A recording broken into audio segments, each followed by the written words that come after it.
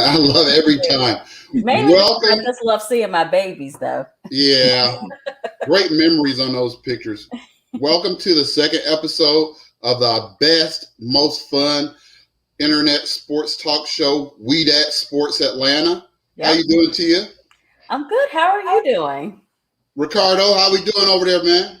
What it do, man? I'm good, man. Excited, ready. Did everybody have a good week? Yeah, yeah. Glad it's the weekend. Up here, I'm in Chicago, as you guys know.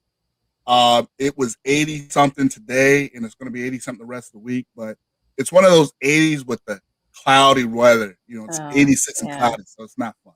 Not fun.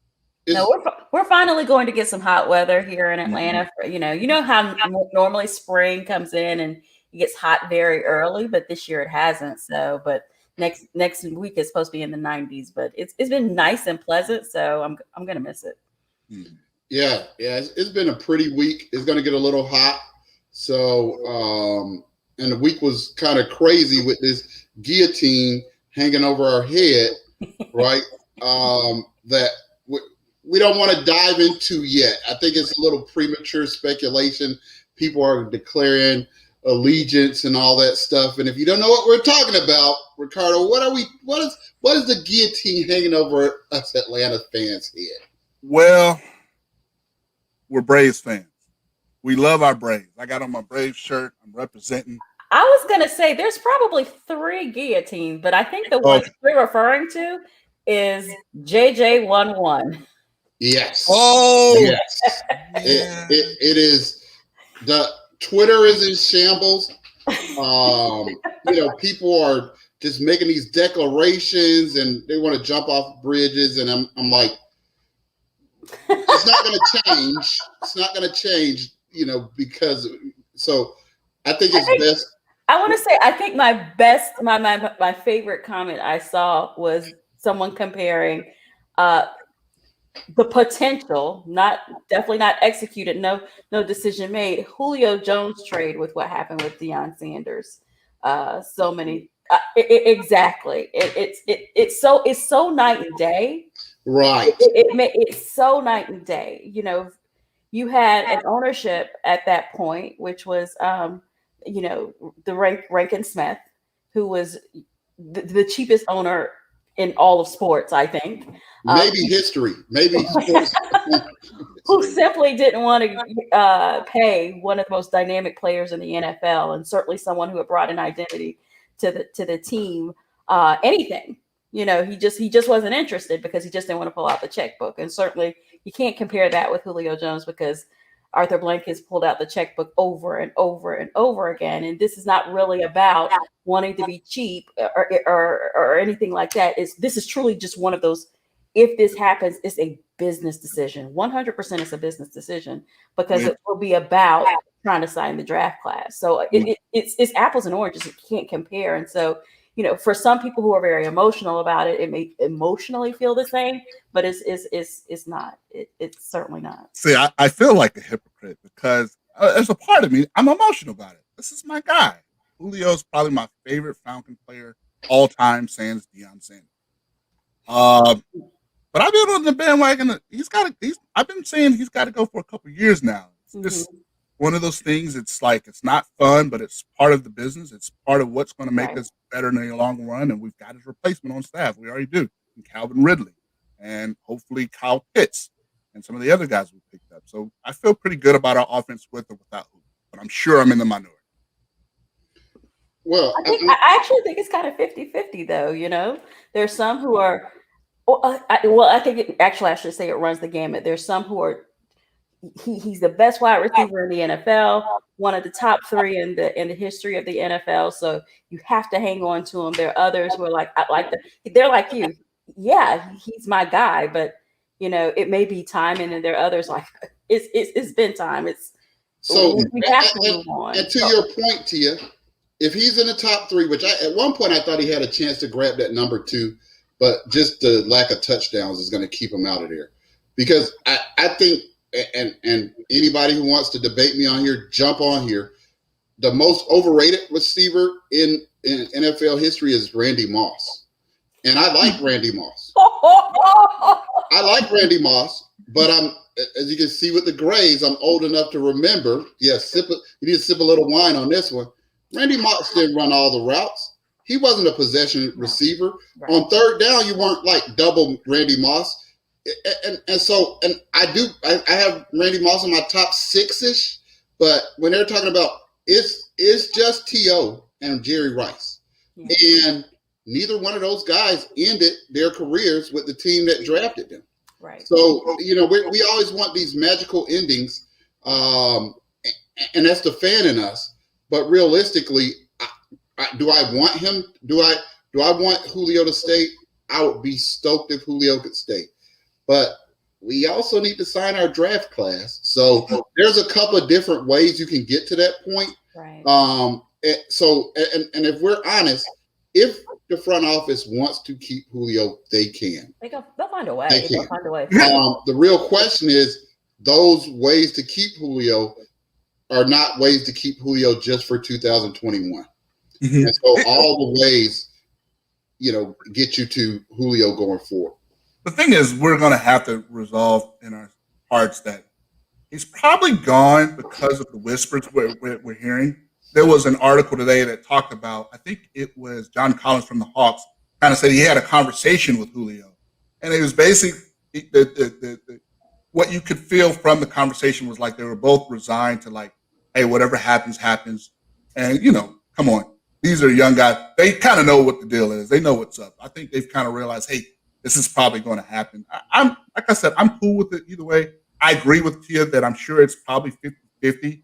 But what you're seeing online, chatter, in online communities is a lot of the people who are pro Julio, they just don't get it. In their mind, they're like, why are we doing this? What are we saying? To me, it's like, no, we're saying it's. I think that you hear that chatter right now just because the possibility is there and it never was before. I said it last week, I'll say it this week, and I'll say it until a decision is finally made. I don't think it's a far gone conclusion that he is traded. I don't think it's a far gone conclusion that he'll be here in this next season or this coming season. I do think that whatever decision is made, it is strictly a business decision. It is certainly not an indictment on how the organization feels about this, this particular player. I think it would be really hard for anyone to say that, this organization has not shown that they have absolutely valued Julio Jones, because they have over and over and over again. Even even that last extension where I probably would have been like, it wasn't even necessary, but they did. So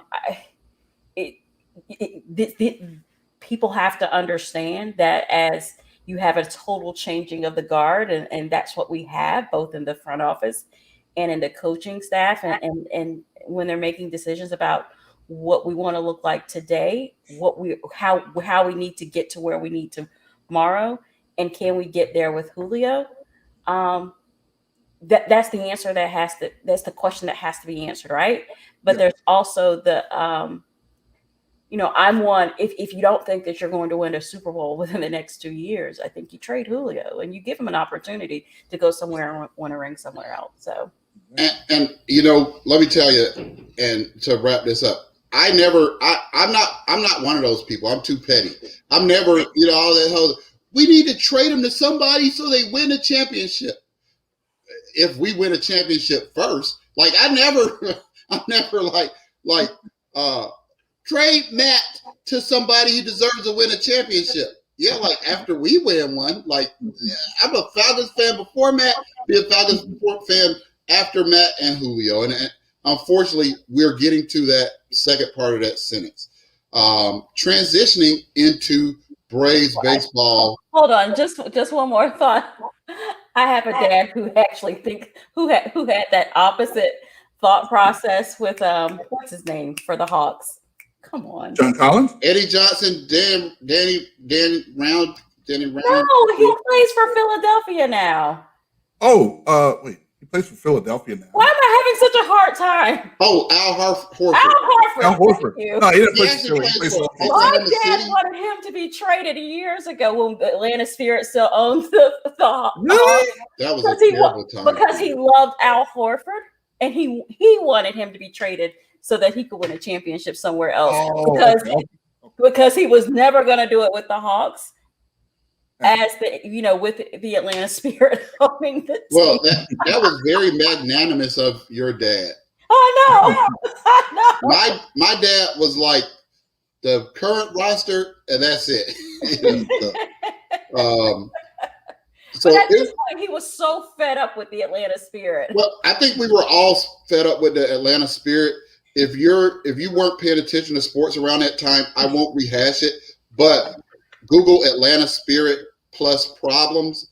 It was the most dysfunctional. It was like a TV show. If this was a plot of like a Murder, She Wrote, or a show that didn't have anything to do with sports, and the ownership was acting this way, you're like, no, that's over the top. I don't believe that. That's terrible writing. They were arguing with each other, turning each other in. They were suing each other. They were suing each other, turning each other in on internal memos. Don't want to relive that, right? And speaking of weird ownership situations, the Braves, we talked about a little bit last week. I'm about to turn my camera off. I can't. We talked about them having the 14th ranked payroll, but having the number 1 ranked aspirations and expectations. And it hasn't gotten any better, guys. Ricardo, what's wrong with our Braves? Well, I talked about our bullpen. Our bullpen is terrible. It might be time to start moving some unsuccessful starters into the bullpen roles to see if they can do better. Guys, you might not know this, but the Braves have actually hit the most homers in baseball. That's great. I know that. Yep. I knew you would. I did. Unfortunately for us, they've also given up the 4th most homers in baseball. Now, I know I shared last week that it's still early. It is. But we are 25% into the season. I'm thinking that we might need to trade for another starter. This is our sample size. I mean, earlier, a few weeks ago, it's still early in the season. There's still so many games left. We have to let this play out. But this is who the Braves are. I think that 25% into the season, unless there's a significant change that happens, this is who they are. This is who they'll be. Throughout this season. So, well, I think part of it is, what is baseball now? Baseball is strikeouts and homers.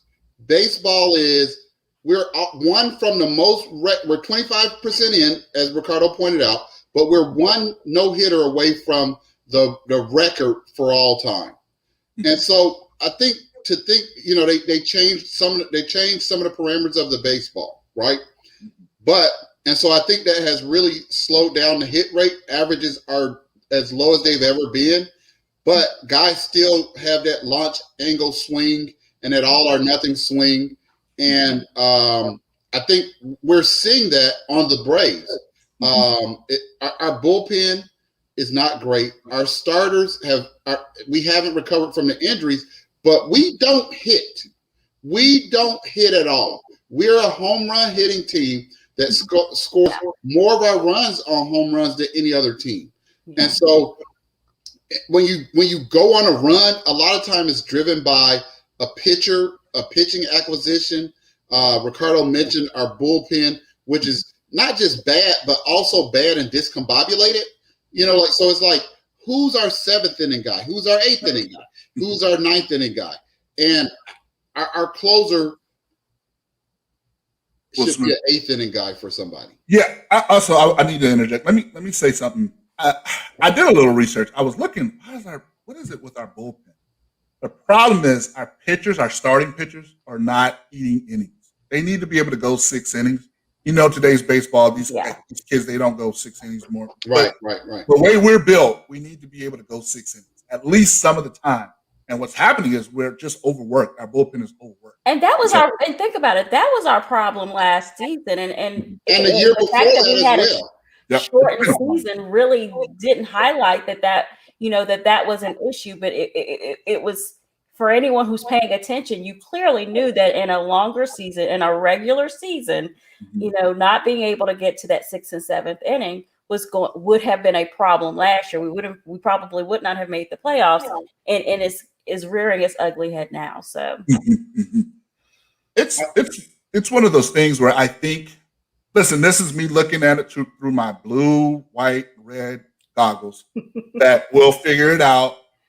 We'll work it out. We'll end up getting some bullpen help, and it'll help us during the season. What's happening is there's too many teams in it. Our division stinks, so there's a lot of people in it. So there's just not a lot of options right now for trade and whatnot. We can't get what we want. Right. Do you have confidence that AA is going to be able to address this?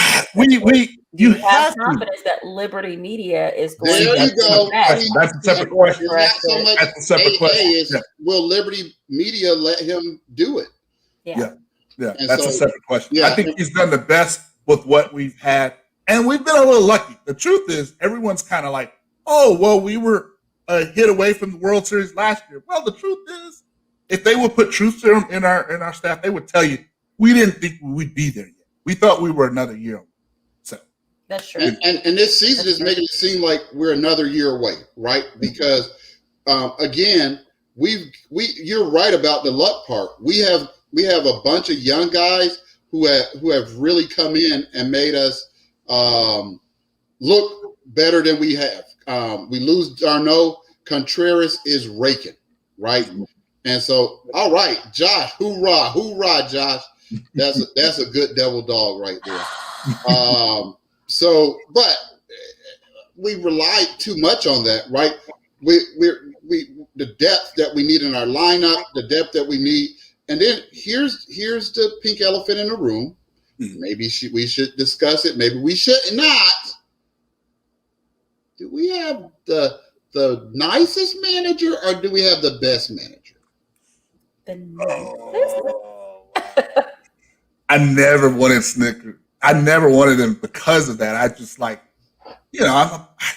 wasn't even gonna go there with Snitker because I think that I don't know if any manager can be successful with Liberty Media being so tight-fisted with the finances and some of the decisions that are being driven because of that. So, I think that Snitker is the guy? No, but do I think that someone else coming in is going to be significantly better? Maybe a little bit, but that's a great point. That is a great point.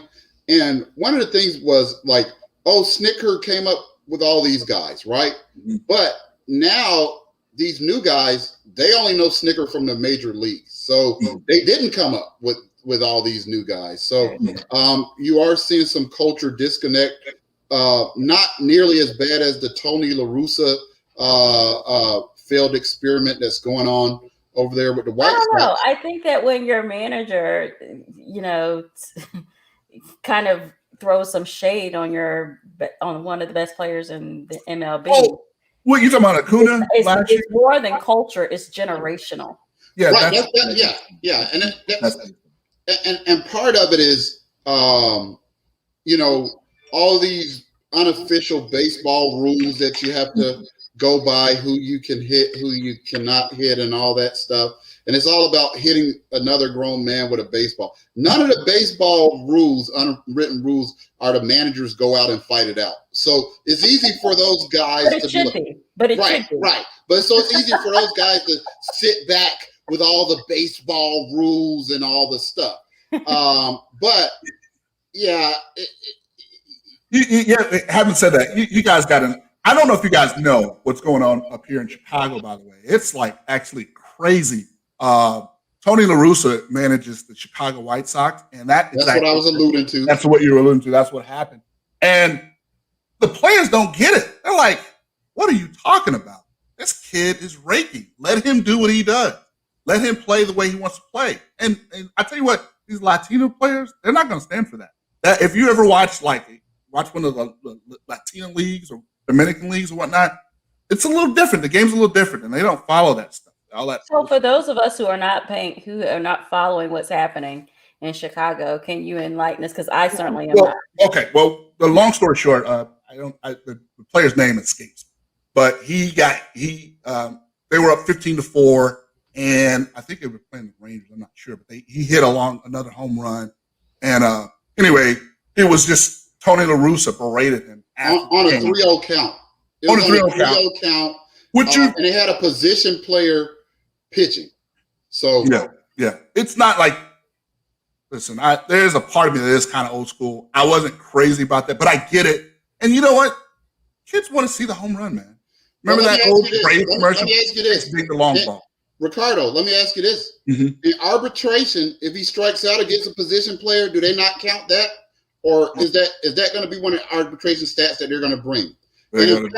In arbitration, he's a 20-year-old, 28-year-old rookie who had to work his way from being a professional in another league, in another country, cross over into Florida. And so he's up as a 28-year-old rookie leading the league, right? And so it was that. And so baseball is having a bit of an identity crisis. Though, exactly. It certainly is. That's certainly happening because you have the old guard that is trying to hold on to the old ways of baseball and it being this gentleman's game. I don't want to say game because they act like it's you're saving lives and you got heart surgery going on and you've got these kids that are exciting and home baseball can get a little dull and it did go through this time period where it was very dry. It was losing viewerships and now it's gaining, people are coming back. And it's because of the excitement of these younger players who are not thinking of baseball in the same terms that it was when we were growing up. And so you have this dichotomy of cultures and identity, which in the end, the newer culture is destined to win. And you want to hear something you funny? need for it to. If you want baseball to regain its popularity, you need it to. Exactly. And so let me tell you something funny to you. So Freddie Freeman, our favorite first baseman. Hey Trey. And so Freddie Freeman, our favorite first baseman, he has a video of playing in the backyard with his son. His son hits a home run off of Freddie. And guess what he's doing? He's doing all that stuff, the old school, but he's stopping for a selfie. He's stirring it up. He's mixing it up. And so we're wondering why all the other companies are like, how can we get to that demographic? Baseball is like, no, we don't want to. It's crazy. It is literally nuts. So that's hilarious. Not to mention that in reference to the manager up here. This Tony La Russa is the last person to have a conversation about character. Right. The last person. And any baseball enthusiast will tell you that. It's like you're kind of trying to assassinate this kid's character over something that he feels like he's supposed to do. It's right. You're driving drunk and endorsing people's life and saying, do you know who I am? I'm in the Hall of Fame. Look, I got a ring. Yeah. And let's end this with the quote that Tony La Russa said, because I'm not trying to sway you whether or not to like Tony La Russa, but I'll just leave you with the quote. So one of the other players, a white American player, was like, I don't see a big deal. If they don't want to get home runs, they shouldn't pitch position players, right? And so then the media asked Tony what he thought about the white American player, and this was a veteran. And Tony La Russa said, well, that's why he has a locker and I have an office. I was like, great. That's why he has a locker and I have an office. I was like, hey man, I couldn't have been the owner. I would have been like, yeah, get the manager up to AAA tomorrow. Yeah. That's it. That's enough of this experience. And then it's like, well, he's in first place. You mean he's in first place with a team that went to the playoffs? Let's not act like he's doing some kind of Joshua. I agree. Listen, you scold in private and then you praise in public. Yep. Even if they weren't connecting on whether he should have done that or whatever, it never should have came out to the media. But just like Never, our coach, ever. just like our coach Lloyd Pierce did, Mm. is it more? You see, I'm tying that in there. Is it more important to be to placate the powers that be, or your own players? Right. So Tony La Russa was talking to the rest of baseball. He was talking to the other old school managers.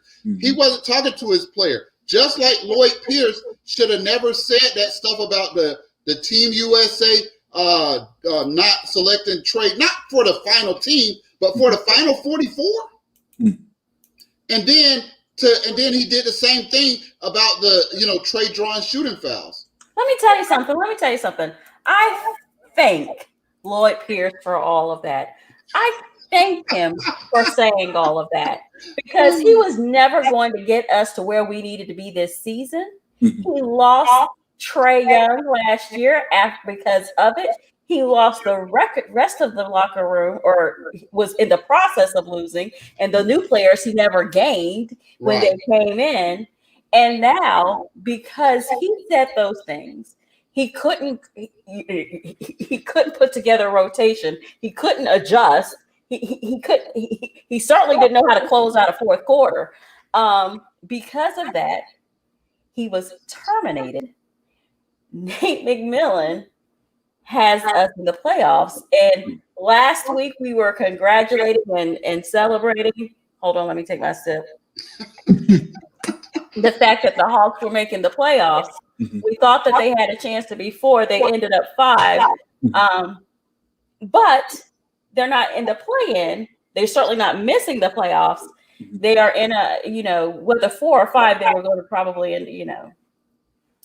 we're in a good spot. We're probably in a better spot being in the 5 than in the 4. And some people find that arguable because a lot of people wanted us to have home court advantage, which means we have to steal a game in New York, which is absolutely possible. But we're playing the New York Knicks in the playoffs as the 5 seed. Now, the interesting thing, we want to talk about what happened this week was the NBA fining Nate McMillan $25,000 for basically the worst kept secret in basketball. There's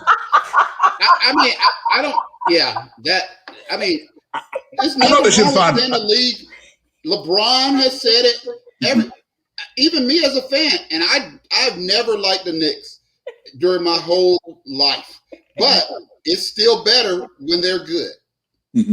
That's true. So for those who are not familiar with what Nate McMillan actually said, he told the media this week, and I'll do a little bit of quoting. I've gone as far as saying the league wants this, and he's referring to New York being in the playoffs. They need this. New York, this is a big market. It's a big market for the league, and New York has been out of the playoffs for a number of years, and that is a team that our league, they want to see. That's a huge fan base. They want to see New York in the playoffs. They want to see the Lakers in the playoffs, teams like the Boston Celtics. They want to see these teams in the playoffs, and I put New York in that category, that the league wants to see it. Everybody wants to see it. And he made sure that the media know that he told his players that this was the reason why our game was moved to Sunday, that they want to see New York in the playoffs, that everyone is picking against the Hawks. All for it. And he was fined $25,000. Now not fined for saying something negative about officiating. He never said anything negative. He simply said, we all recognize the marketing opportunity of New York being in the playoffs, and he gets fined. But this is what I love. So today he was asked about being fined, and he said, I stand by my comment. Yeah, all for it. I'm actually, listen, couple train of thoughts, and I'm going to be brief because there's so much other things I want to talk about as far as the Hawks in the playoffs. I want to keep it Hawks related, but he's right. It's good for the Knicks to be in the playoffs. It's good for the league. It's good to watch. I'm looking forward to all of these New York Knicks fans annoying me this week and coming on my timeline and saying little slick New York stuff. New York and son. It's going to be New York Knicks, son. You mean the people who live in Atlanta? That's been in Georgia for 20 years. But they still talk like this. You know what I'm saying? You know what I'm saying? I mean, Oh my gosh, you all. they're really gonna be mad fat when the Hawks take them out in the playoff. oh man. But hold on. I want to go ahead so we can get this on the record. Okay. We're all agreeing that the Hawks are going to win. Yes. What do you got the Hawks winning in? Tia? 7. That's real. That's real. That's real. That's real. That's real. Because I think it's going to be a great series. I think that I do too. we're probably the best offensive team outside of the Nets in the Eastern Conference. And these guys, they bring that lunch pail. They're going to bring it defensively. It is. And we can't stop Randall. We can't stop Randall. The good news for us is we haven't shown that we can stop Randall. We haven't, and that's going to be key. Our strategy on Randall to make him work as hard as he can to get frustrated. Because if he gets frustrated, then we have a greater chance. I can see it go two ways. Either the Hawks in 5, because there's some things that the Knicks. I was doing some research on teams that got swept in the season and then won in the playoffs, and a lot of times it happens on the cross conference. You know, like because you only played 2 times. We only played 3 times, right? And so, but right. I really feel like that there's a chance that we could come in and overwhelm them. But if they settle in, I say Atlanta in 7. I think it is the most evenly matched and most exciting playoff series, and there's a bunch of them. But isn't it a game about pace, though?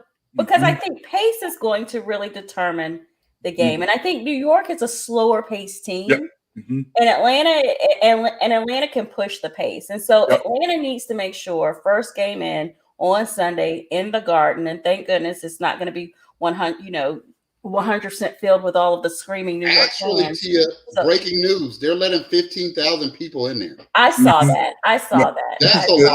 That's a lot. Wait a minute! Breaking news. Coonan apparently is trying to lobby the NBA to allow more fans in Atlanta because Atlanta is 45% capacity at this time, but I think he wants to fill it up. And why not? Atlanta United is filled up. Yeah. Georgia doesn't care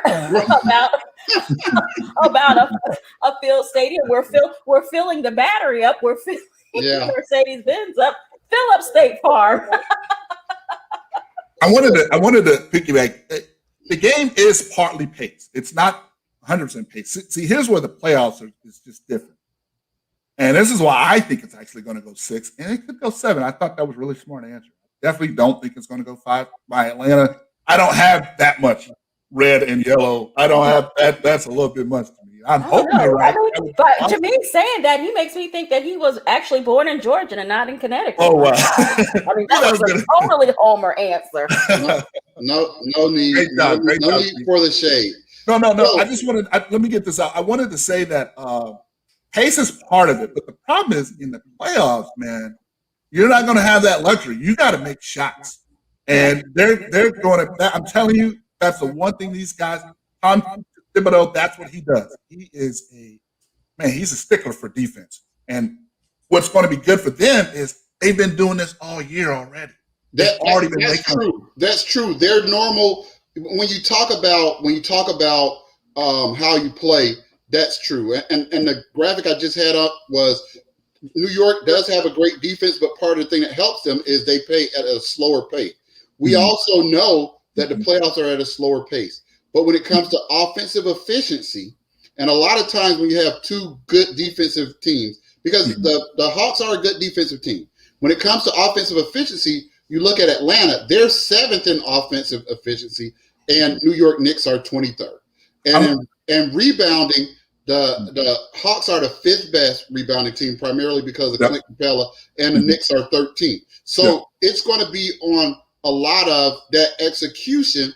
And if you look back at 2 great defensive teams met in that playing game, right? And down the stretch, the Lakers had more shot makers than than Golden State because Curry was the best guy on the floor last night or that night, and I thought LeBron looked extremely rusty, but LeBron had Caruso and AD to help him, whereas it was really Curry against the Lakers. And if the Hawks can improve in the fourth quarter like they've been improving, then they can make it Randall against the Hawks, especially in that. That's what you have to do. That's what you have to do. You have to make it against Randall against the Hawks. I'm not really concerned about trying to stop Randall from scoring. I'm concerned about being so focused on Randall that you let everybody else in. Let Randall do what Randall's going to do, and you stop everybody else. And you score. And DeAndre Hunter coming is healthy. He's been going through the paces. There's been no soreness, no swelling, so he looks to be good to go. We'll know sooner on Sunday. We'll know on Sunday whether there'll be a minutes restriction. But we have Bogey, we have the Italian stallion, we have JC Capella. Like we're as healthy as we've been all season. And the fact of the matter is that regardless of the fact that we got swept by the Knicks this season, the Knicks have not seen this team that they're going to. They haven't. That's a key point. That is a key point, Tia, because we lost two of the games under Lloyd Pierce, and the last game. The game that we had with Nate McMillan, we were up 17 in the third, and then Trey and Capella went out for what turned out to be, luckily, minor injuries. But they left that game, and the Knicks were able to mount a comeback. And they went out back. I mean, it was like almost back-to-back plays. About the Wizard series. We're going to get to that in a second because that's an important one. Yeah. Let me say this real quick. I want to give Joshua some love and answer his question. What do you guys think of the Wizard series, real quick? So first of all, did anybody see the Wizards beating the Pacers last night? I saw that. It was a clinic. Not by that much. Oh, no. You haven't been watching them for Joshua will probably tell you. I'm sure he's a fan. They'll tell you the last month and a half, they have been scoring like 130, 148. Man, they've been one of the best. They've actually been comparable to us in terms of offense in the Eastern Conference. In fact, what I wanted to tell you, Joshua, what I hated is that they didn't get an opportunity to play the Nets because I think they are the team that's like, I'm not saying that they would beat the Nets. I'm really hesitant on saying who would beat the Nets. We'll talk about that in another episode. But they're the team that, tell you what, Russell, he ain't scared of none of them. And if Bradley Beal is a piece of healthy, he might be the second best shooter in the league right now. Yes, he's that good. So let's look at a couple of things because I think we're all on board. We think that series is going to be exciting, and we want to look at a little bit of what's going on around the NBA because that's kind of what we hang our hat on. Because you can watch a bunch of shows that know a little bit about their home team, but we want to be a show that's able to discuss other teams, right? And so. Let's look at. But hold on, you mentioned like the Wizards and Pacers. The Wizards didn't beat the Pacers by that much. Oh no! They've been doing that for like a month and a half. They run cats off the gym. The only reason. No, but Jameed said that by not that much, and thought that it was quite. I thought that it was quite a bit. No, what I was saying was I did not see the Wizards beating the Pacers by as much as they. Got it. I picked the Wizards. I didn't pick it. I was a little surprised by that as well. So, so the Wizards will be up with the 76ers in the next, in the actual series part of the playoffs.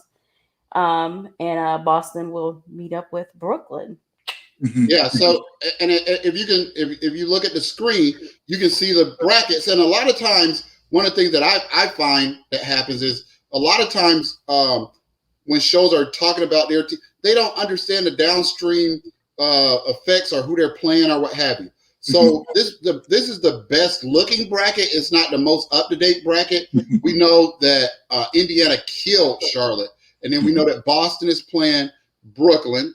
We know that Boston won their game, and so Boston is playing, and we also know that Washington beat Charlotte. So the only one that's still open is the Golden State Warriors in the West, and then the Golden State game against the Grizzlies tonight. is going to determine who is that 8th seed. So let's talk about the East a little bit, right? All right. What do you have? Who do you have coming out of the first round, Tia?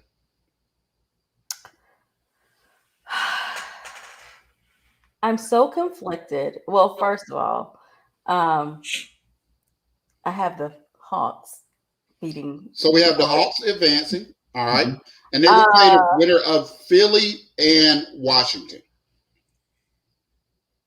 Yeah, That's why do you ask me that? You know I can't stand Ben Simmons. I don't ever want to I don't ever want to say anything positive about anything associated to Ben Simmons. I mean, why would you even ask me that?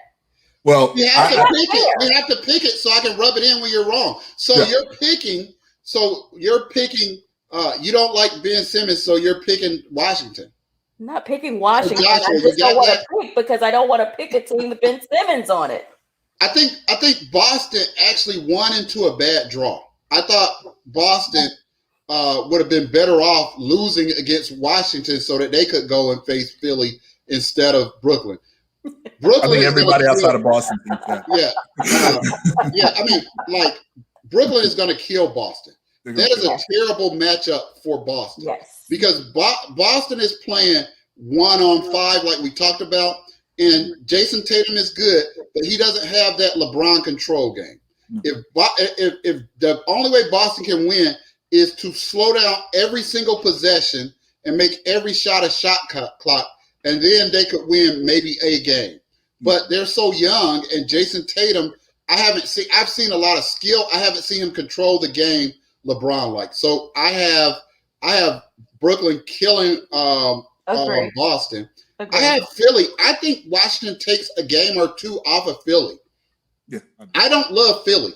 I don't love Philly, but that's not your question. Your question is who wins the series. Right. But what I'm saying is I don't love Ben Simmons like you do.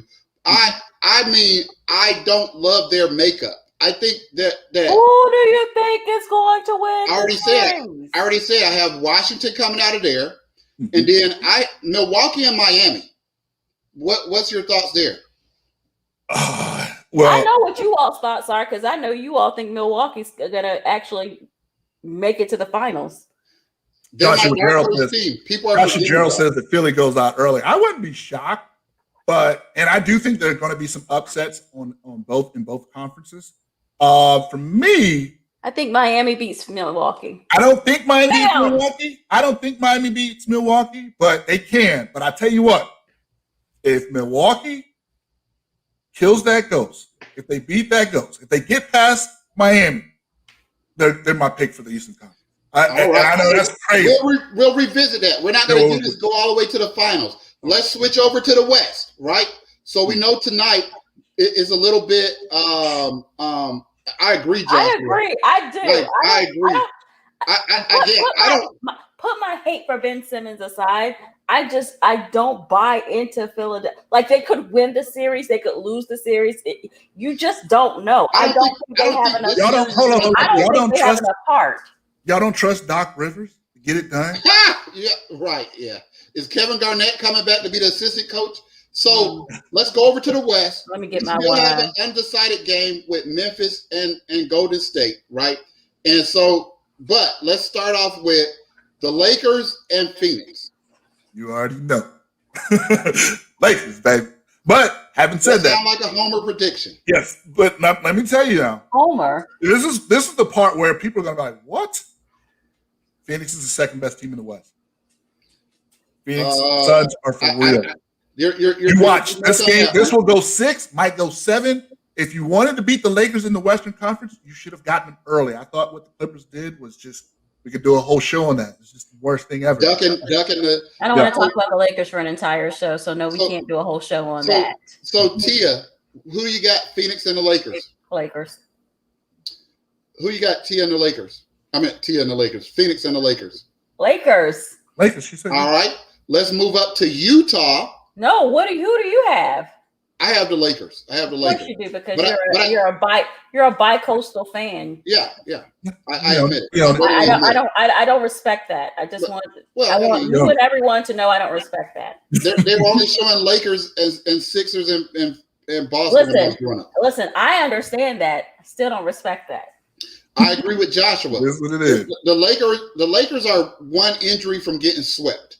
No. That's true. Not one injury. That's true. There's only one person I care. If LeBron's healthy and AD's healthy, I don't care what else they got. They're one injury from getting swept. If AD gets injured, they're getting swept. This is the funny thing that the two players that are most likely Right, are they, right. And ever bet against LeBron. Okay. And ever bet against LeBron. Utah. So Utah doesn't know who they're playing. I'm going to go ahead and say, I'm going to say Golden State. Utah and Golden State. That's interesting because Phoenix, the Lakers are favored. Yes. I'm saying Golden State wins tonight and they go to play Utah. Oh, okay. I agree. Terrible I next agree. week. I can terrible next week. But the Lakers are favored over Phoenix. What do you think about Golden State against Utah? Utah's a really deep team. And Golden State is Steph Curry. And not a lot. Well, no. Listen, guys, because they keep pushing that narrative. We can't get mad when they do that to us. I'm telling you, I don't have a life. I watch NBA. Utah is not as deep. No, listen to me. Hear me. As deep as Utah. Golden State is going to be a problem, and it ain't just Steph Curry. Did you guys see what they did to the Lakers? What that was like, hey, we're tuned in. This is our playoffs now. We don't want to wait and try to play a game on Friday. They thought, hey, if we're playing our A game and the Lakers come out here slipping, we can beat the Lakers. And the truth is, they should have beat them. They should have. All right, let's move on to the. Wait. But are they playing a game tonight though? Yeah. Oh, okay. Lakers, baby, it's late. Yeah, and is Utah a deeper team than? Is their bench deeper than Golden State? And I think in a 7-game series, when people say it's not going 7 games. It's not going 7 games. You can't do that. You can't do deeper. It won't go more than 6 games. Utah's taking that series and they're taking it in less than 7. Okay, I agree with that, but you can't go deeper in the playoffs because in the NBA, what they do in the playoffs is they shorten that bench. They're only playing 8 people anyway. Right. Now, what you're really asking is, are their 8 better than Golden State's 8? Yes, but it's going to be a better series than people think. Okay, Denver, real quick. Denver and Portland. That's going to be a good series. Who you got, Ricardo? I got Denver. It's hard to go against the guy who should. You got Denver. I got Portland in an upset. All right. Okay. The other 4-5, the other 4-5 matchup, the other probably best series that's going. The Clippers against the Mavericks. Who you got, Tia? I've got the Clippers. Who you got, Ricardo? I know what Ricardo has. Listen to me. The Clippers should win. But listen, Doncic that's the worst guy you wanted to play. If you didn't, Doncic is going to kill them. It should go 6. It's going to be the hardest 6. They are not going to have fun. Who are you choosing? Are you choosing? I'm choosing the Clippers, but I'm telling you, Doncic is going to eat. He's going to get LeBron numbers. That's not the question. The question is, I think, and that saying God don't like ugly. The basketball guys is not going to get you. They're going to get you for what you did. So listen.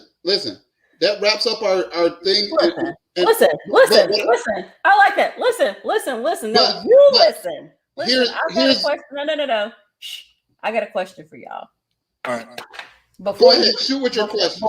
Before you get started, this is and it's a little bit of a complicated question. So I know we're in the playoffs, so we're excited, and the Hawks are the 5 seed, but we still have the off season that we have to think about. Mm-hmm. And it's the off season that probably is plaguing us. I mean, we got a little bit of good news maybe earlier today. We think that the Hawks are pretty much are going to remove the interim tag from Nate McMillan, and he'll be the permanent head coach. We'll see how that continues to play out, but it looks like that's where we're going, which is excellent. Mm-hmm. But we have 2 big questions in our off season. And so number one is John Collins, right? Mm-hmm. We almost, we were entertaining trades at the trade deadline for John Collins, decided that apparently we did not get what we wanted to get. And so the question is, do you think that John Collins will be an Atlanta Hawk next year? And regardless of what you think, how do you think the offseason for John Collins is going to play out? Like, how do you think the Hawks are going to handle that? Wait a minute. Before you answer, I think I should give you a little bit of context. So John Collins, although I think that we can certainly say that even though he's not the building block of the team, was the first pick of Travis Schlenk as the GM. So you would like to think that he would like to see how it plays out with John Collins. But when John Collins, Bogey, Clint, and Trey are all John Collins is the fourth option. And think about it. It's Bogey first, and it's Trey, Bogey, Clint, and then John. So when you're thinking about the answer to that question, think about that. Also think about the fact that for the most part, him and the Danilo Gallinari, they play very similar minutes, very, very similar minutes in regards to play time. So in light of that, how do you think that the Hawks handle the offseason with John Collins? Do you think that if there's an offer sheet, they match? I find it hard to believe that they simply let him walk. I think they'll want to get something for him. But do you think that they will do a sign and trade? Not as easy to do sign and trades as we think. There has to be a lot of parameters. Like sometimes it's a third team involved. It's like, okay, like say if the Lakers wanted Collins, would be a nice fit. Well, they're going to make you dump salary to be able to take him. A lot of the people that use John Collins, a solid four, they don't have the salary cap room. And then there's other options. This free agent class this year is going to be massive. It is. It's much better than it was last year. And so to answer it the best I can is all season, I just assumed that Collins was gone. He was done. Now I'm starting to think, you know what? They might let him fish and see what he can get out there. And if it ain't too crazy, and if we win this first round matchup and we make noise in the second round, if we come out and we beat the Knicks, which I think we will, and then we go in the second round and we look like, man, the fourth best team in the conference is like way worse than the top three. We're just not on their level, then we're probably actually not going to re-sign. But if we go in there and think like, boy, I tell you what, Collins did great and he played well and we lost, but it was 4-2. Now it's a conversation. I actually think that we will be more inclined to try to sign him. So I feel the polar opposite of you, Ricardo. All season, I assumed that he would be back, right? Then he went out with that injury, and we didn't blink when he went out in that injury. We actually won more when he was out. And then in our lineup of death, which we all got on Lloyd Pierce for not being able to find the lineup of death.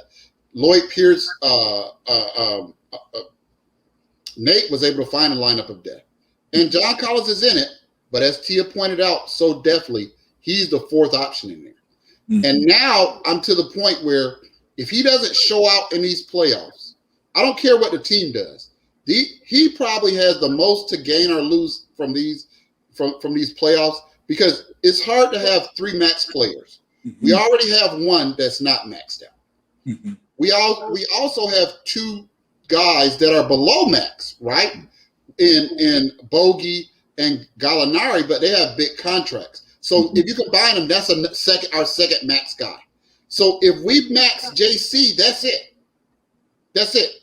That means that's it. And at this point, and I've been to sign him, pay the man. But with this free agent class coming out and my concerns about Hunter's long-term future and the fact that we just haven't seen anything. And Cam Reddish's too, by the way. Right. But that's part two. Okay. So we haven't seen anything from him. We need a wing guy. We need a wing guy that can defend Randall.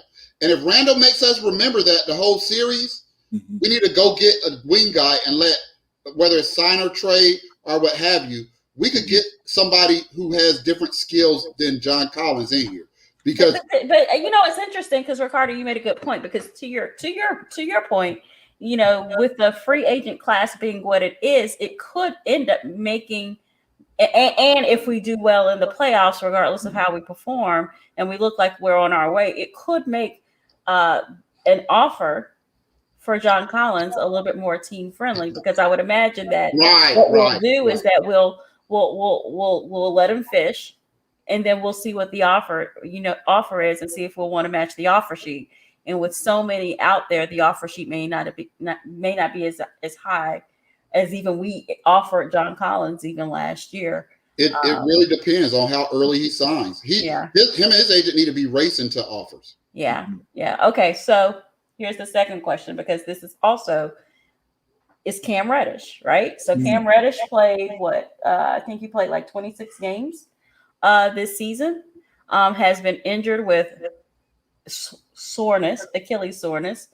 Exactly what that means, we have no idea, but he's been in a boot, out of boot, had a procedure, but nothing, there's no movement. So we don't really know what the extensiveness of his injury is. And so there's not going to be a lot of trade value, but what do you see in regards to what we'll do with Cam Reddish offseason? Do we try to get whatever we can? It'll be lower than the 10 that we drafted him at if we're able to trade him, or do we try to roll the dice and see if he'll come back healthy next season, and either we continue to see, do we build with him, or do enough, get him healthy enough and out there enough for him to be trade bait? The doctors will tell us everything that we need to know. I think you guys have figured out that when the media lets you know, hey, Achilles injury, that's calf. When I hear calf injury, I'm always nervous. I'm like, what are they really saying? You know what I'm saying? They don't want to say Achilles because everyone knows what Achilles is now. Right. Fans know what it is. So, right. That ain't good. Look at Kobe. Remember Kobe? So, I mean, he's been 5 to 10 weeks away for months. Right. And I'm not going to go there with how his attitude was before he was injured, because I'm going to give him the benefit of the doubt on that, because of the former coach didn't seem to be able to push the right buttons for a few of our guys. Right. Yeah. But having said that, that matters. Coachability. Is this kid worth it? Does he have, the makeup? One thing about these guys, man, they know each other. They're like, hey, man, they know if this guy's worth it. You know what I'm saying? Before he got hurt, what was he doing? Was he out with Lou Williams at the, going to the shoe bar? You know what I'm talking about? Going to get some lemon pepper wings. Get the wings. I don't know. But I know one thing. We'll know immediately. We will know very soon. Either A, he's going to be put in a trade package along with maybe Collins if we can't sign Collins really, or B, we're going to keep them both. I don't think he's going to stay if Collins. So I think he has literally no trade value, like none. He has no trade value. So and he just represents hope.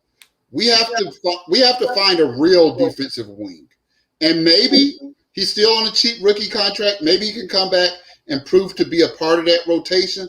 But if we're going to advance next year, it can't be based on something that Cam Reddish is going to do, because we just haven't seen it. And so we can blame Lloyd Pierce for this and blame everybody else and the injuries, but there's something that's not there, right? And I'm a Hawks fan and I'm a Cam Reddish fan, and I need him to be good to make the trade for Trey seem better. But right now, I would say he's not even part of the main plans. He is part of the tertiary plans. Like, he's competing to make the team. Or to not be in a 12 spot and wearing suits half of the year. So I have one more option, and it's really the wild card option, right? With all of the pending FA free agents, do we, I guess this part of it, do we let Cam Reddish go and pursue a free agency, or is there some trade package that we put together, and who do we target if we do that? I think it's way too early to say. There's just too much out there that we don't know about yet. Because I think this playoffs, more than any we've had in the last – we thought the bubble would be this way, but we really, in hindsight, we knew that the Lakers had a really good shot. But there are legit 8 teams who think they have a shot to win it all. And 6 of those 8 think they're going to have a shot to win next year. You know what I'm saying? So, and there's probably about 2 teams that aren't even in the playoffs that feel like they're just a player away. So there's just way too many parameters. Like Charlotte. Charlotte. Well, Charlotte likes Charlotte, but we don't like Charlotte. I guarantee you, they love LaMelo Ball. He's been balling. Yeah. I think he's a good pick for him. But to answer your question, Tia, I think you bring up a good point, and I think that we don't need a superstar wing because I think our rotation is kind of set with our lineup of depth. But I think if we had a better wing, the wing equivalent of John Collins, we would have been the number 2 or 3 seed in the East. Or if we had fired Lloyd Pierce earlier, but I digress. Right. but think about it. What if we had Miles Bridges? What if we had a guy? What if we had a legitimate small forward who could defend both ways and add something to the game? Because John Collins doesn't rebound quite enough for me. Like if you're going to be a power forward grabbing 8 rebounds or 6 rebounds a night, then I need you to score 26. Because 17 and 6, that's not a max contract under any. And I used to be the one saying it doesn't matter whether it's a max because that's what the market sets. But when you see what Bogey and Gallinari can do with Trey, then you start thinking, and there's no disrespect to JC, is just, do we have to pay him max? Right. And that's really the part where I'm stuck. You can pay him max. You can't pay the 4th option on the team max. But Right. Because if you pay him max, when you combine the Italian Stallion and Bogey's salary, now you have your 3 maxes. And is that good enough that may be good enough to get you the number 3 seed? That's not a NBA championship team. Right. Well, that's a great point. Something to kind of stew on this week. We once again, we want to thank each and every one of you guys for joining us this evening. We're so excited about seeing our Hawks battle in the playoffs next week. Hopefully our Braves start to figure it out, and we will continue to discuss our Falcons all season next week. We will be right back here next Friday, 8 p.m. Eastern Standard Time. Please give us a like on Facebook, subscribe to our YouTube channel, and share this with your friends.